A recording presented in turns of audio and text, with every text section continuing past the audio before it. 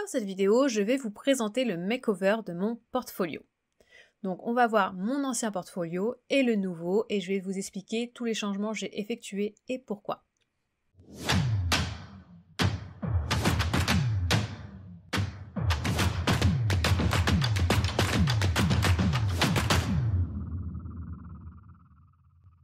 Bonjour, je suis Mélanie Roussel, styliste et photographe culinaire, aussi connue sous le pseudo Les Recettes de Mélanie.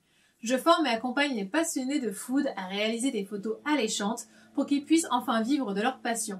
Donc si la photo culinaire vous intéresse, abonnez-vous en cliquant sur le bouton rouge juste en dessous, ici ou là, pour ne rien manquer.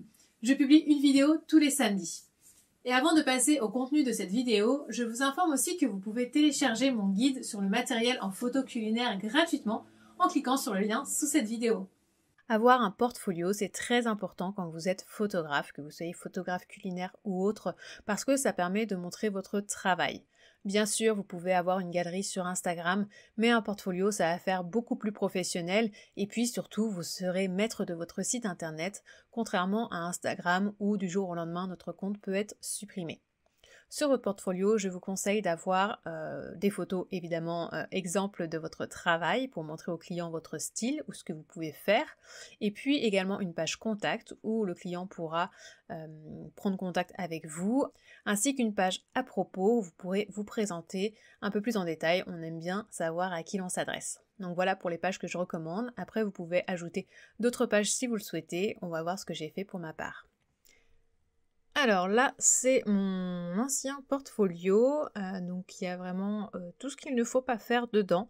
Bon après c'est très subjectif, là je vais vous présenter un petit peu à quoi il ressemblait et ce qui pour moi n'était pas bon, ce qu'il fallait vraiment que je change.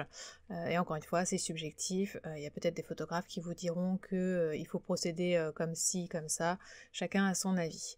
Donc là, c'est la page d'accueil sur laquelle on est arrivé. Donc j'ai prénom, nom au niveau de l'adresse, donc c'est très simple. Ça, je recommande de garder une adresse vraiment très simple que vous pouvez transmettre à l'oral facilement sans qu'il y ait de faute d'orthographe, de choses compliquées. Il est disponible en français et en anglais, même si la majorité de mes clients sont en France actuellement. Je me dis peut-être que dans un second temps, je m'adresserai peut-être plus à des clients internationaux, mais pour l'instant, on va dire c'est surtout la partie française qui m'intéresse.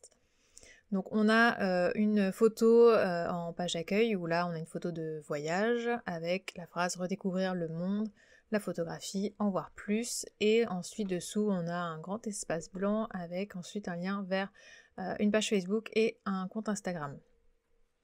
Si je clique sur en voir plus, là on va avoir 3 galeries, donc une galerie nature, une galerie urbain, une galerie culinaire. Et donc là, ce qu'il ne faut pas faire selon moi, c'est de proposer sur son portfolio des choses complètement différentes. Donc là, on a par exemple le culinaire et puis l'architecture, les photos plutôt de voyage.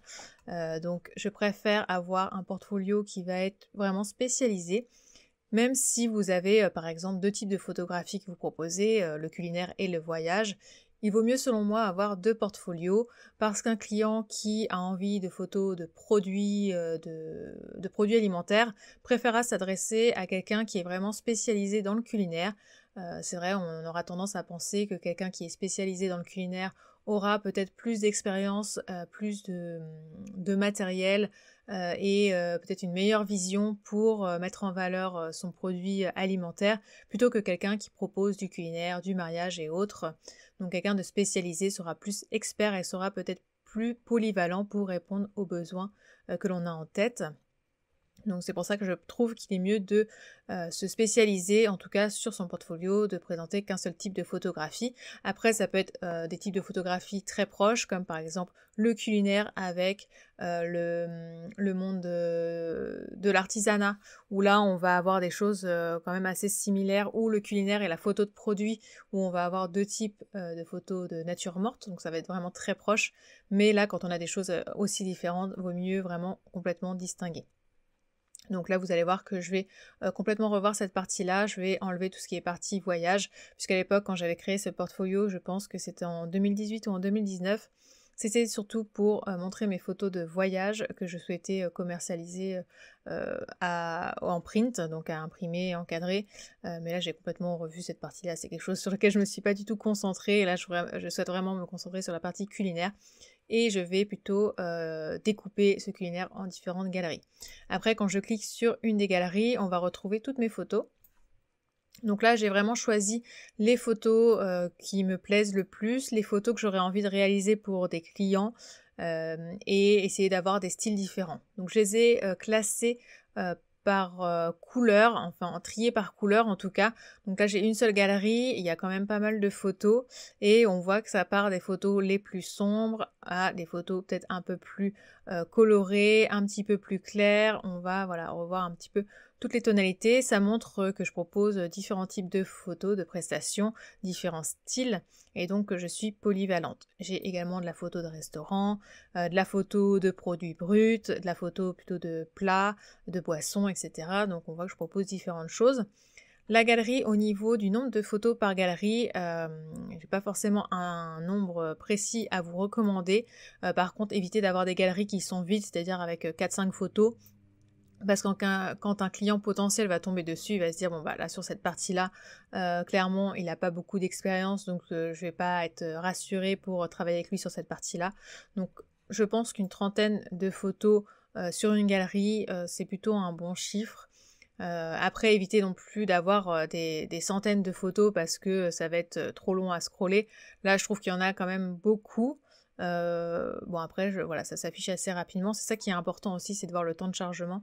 Donc il serait intéressant de tester votre site sur plusieurs ordinateurs auprès de votre entourage pour voir le temps de chargement des photos.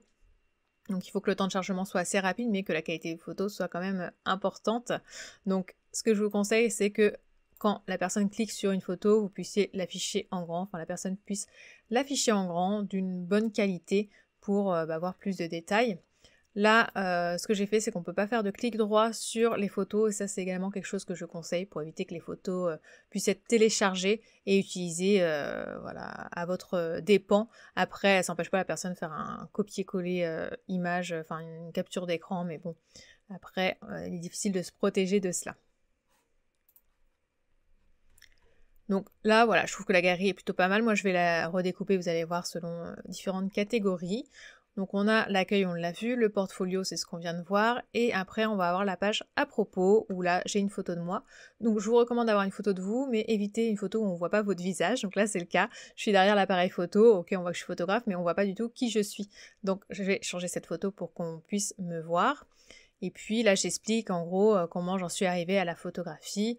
Là je m'adresse pas du tout aux clients, donc c'est quelque chose aussi que je vais changer, c'est-à-dire que je parle de moi, de mon parcours et de ce que l'on peut trouver sur ce site, mais je parle pas finalement de ce que je peux apporter aux clients, et ça c'est quelque chose que je souhaite changer. On a un lien vers la page contact, ça c'est quelque chose que je vais garder, que les clients puissent cliquer ici ou directement cliquer ici sur contact pour envoyer un message. Vous pouvez ajouter directement votre adresse mail ou votre numéro de téléphone, mais personnellement, c'est quelque chose qui est intéressant d'avoir parce que le client, du coup, n'a pas à attendre que vous répondiez à son mail, etc. C'est peut-être plus rapide, mais par contre, le numéro de téléphone, n'importe qui peut l'utiliser. Les adresses mail, ça peut être utilisé également et vous pouvez recevoir de nombreux spams, donc c'est vraiment un petit peu dérangeant, je trouve, personnellement. Ici, j'ai l'inscription à une newsletter, mais qui n'est pas du tout utilisée, donc c'est quelque chose que je souhaite changer. Et je vais rajouter une section blog pour améliorer le référencement de mon site, donc avec des articles. Mais ça, c'est vraiment pas indispensable sur un portfolio. Le but d'un portfolio, c'est vraiment de montrer votre travail. Donc là, il y a uniquement des photos. Je vais rajouter peut-être un petit peu de texte pour expliquer en 2-3 lignes ce que je propose. Et puis voilà, l'important aussi c'est de mettre à jour régulièrement votre portfolio pour que vous soyez toujours bien référencé, que vous ayez le travail le plus récent que vous ayez fait, et surtout bien choisir les photos que vous allez utiliser, des photos qui vont parler à vos clients idéaux et qui vont être le type de photos que vous avez envie de réaliser. Donc évitez de mettre des photos que vous n'aimez pas du tout, qui concernent un travail que vous n'avez pas aimé faire, parce que sinon ça pourrait indiquer au client que vous faites ce genre de travail et du coup vous pourrez vous retrouver à faire davantage ce type de photographie-là. Là on voit que quand je passe sur certaines photos, j'ai le titre qui s'affiche, donc Voilà, ça c'est quelque chose aussi sur lequel je vais travailler. Donc voilà pour le portfolio avant. Alors voilà mon portfolio une fois refonte complètement terminée.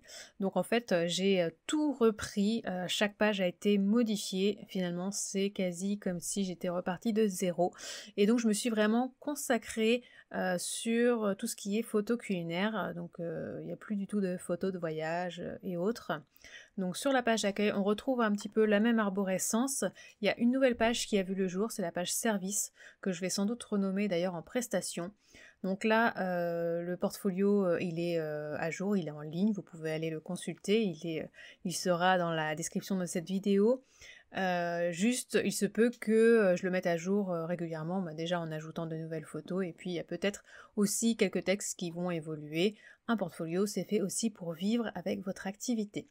Sur la première page, j'ai cette photo toute simple, avec mon nom et puis mon activité.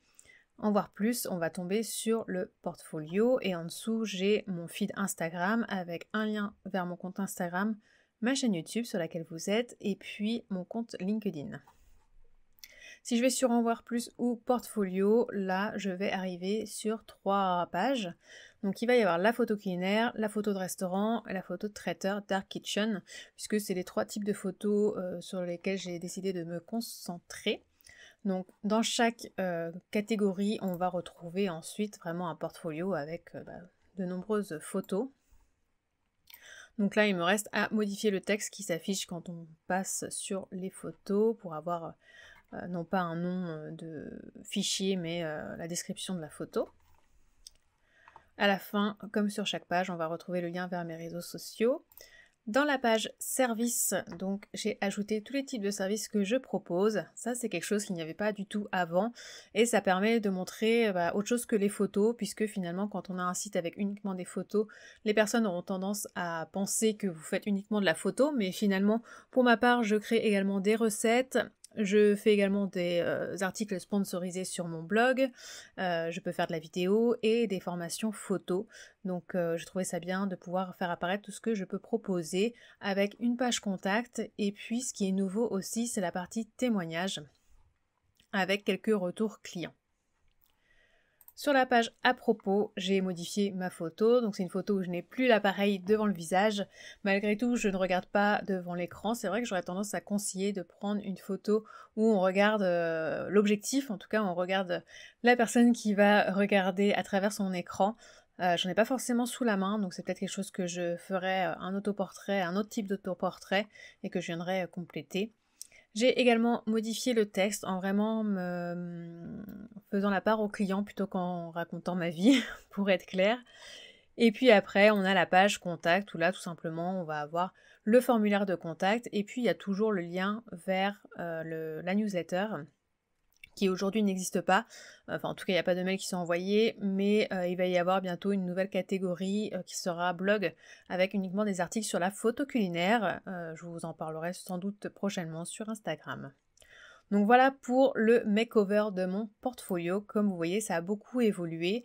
J'ai ajouté aussi mon identité de marque, à savoir mes couleurs. Donc on a le orange et le taupe, qui sont les deux couleurs qui caractérisent ce site et puis également mon blog.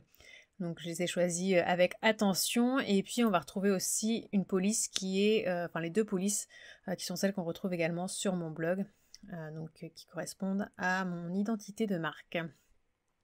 Voilà, n'hésitez pas à me dire ce que vous pensez de mon portfolio dans les commentaires, ça me ferait vraiment plaisir d'avoir vos retours. En attendant, je vous souhaite une très belle journée.